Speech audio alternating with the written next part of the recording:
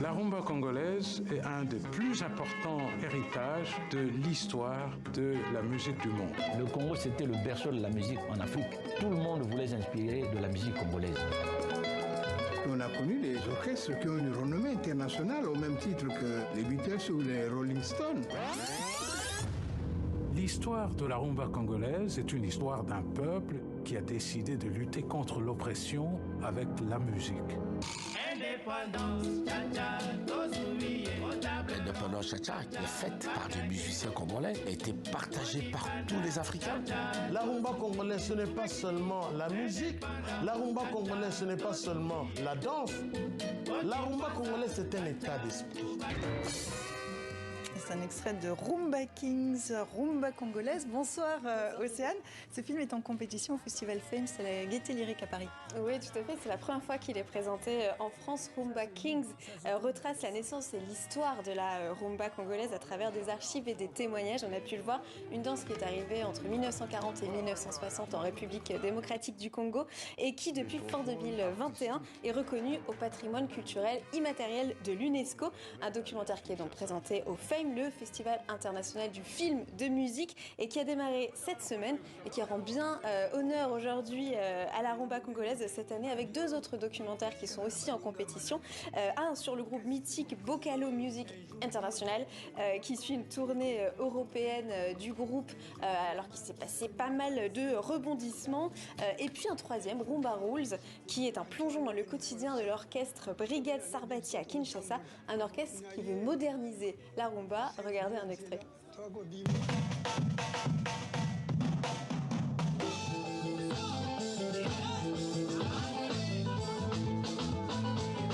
L'orchestre écoute pas tout ça, on a volonté de bélier à Ouyaka, on a fait transport, on a amour.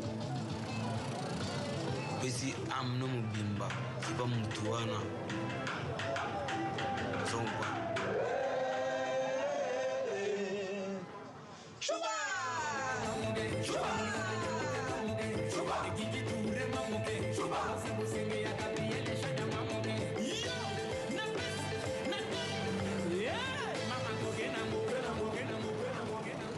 Ça donne envie de danser. Hein. Alors sachez que ce soir à la Gaîté Lyrique, le Fame Festival organise une table ronde avec, sur la rumba congolaise avec certains des réalisateurs des films qu'on vient de voir. Et le festival se termine demain soir. Très bien, musique toujours avec un artiste burundais, le coup de cœur du service culture, si j'ai bien compris, Océane. Oui, il s'appelle Jean-Patrick Bimeni. Alors il vit à Londres et c'est un rescapé de la guerre civile du Burundi en 1993. Il a frôlé la mort à plusieurs reprises alors qu'il avait 15 ans. Il s'en est sorti, il a reçu une bourse pour venir étudier en Grande-Bretagne. Et depuis quelques années, il a décidé de consacrer cette nouvelle vie à la musique, sa passion. Il a une voix suave, parfaite pour le soul, et ce n'est pas pour rien qu'on le surnomme l'Otis Redding burundais. Pascal Achard et Clément Aline ont eu la chance de le rencontrer alors qu'il était de passage à Paris, à l'Ermitage. Regardez.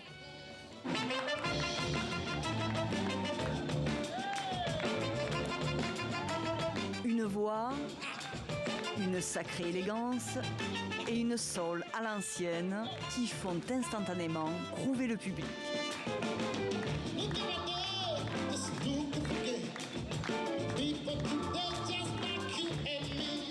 J.P. Bimeni et son combo The Black Belts présentent à Paris Give Me Hope, un nouvel album dédié à l'espoir. On vient de passer presque 2 ans enfermés dans les maisons. On a l'impression que le monde est en train de s'écrouler, quoi, partout. On a besoin tous de l'espoir dans ces moments-ci. Pour moi, faire la musique, c'est une thérapie. Être sur scène, c'est une thérapie.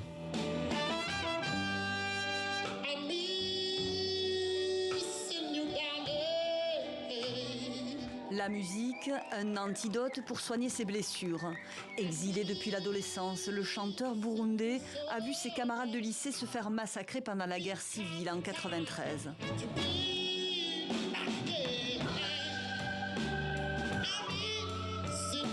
Un traumatisme gravé sur ce deuxième disque. Il y a des chansons dedans qui traitent l'expérience que j'ai eue au pays, les amis de l'école que j'ai laissé sur les collines après tous ces massacres. Il y a une perte d'amour, il y a une question très émotionnelle.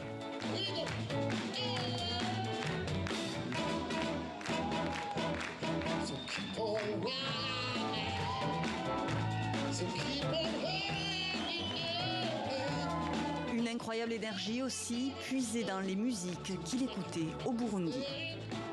J'aime le rock, j'aime le reggae comme Bob Marley, tu vois, j'aime le funk de James Brown, tu vois, j'aime Francis Cabrel, la musique africaine. Et moi, j'avais peur de faire la soul parce que la soul, je la voyais comme la musique et des chanteurs qui sont dieux.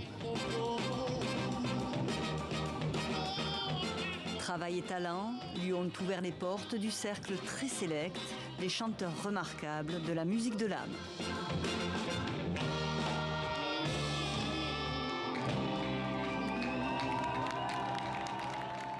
Francis Cabrel, il a bon goût.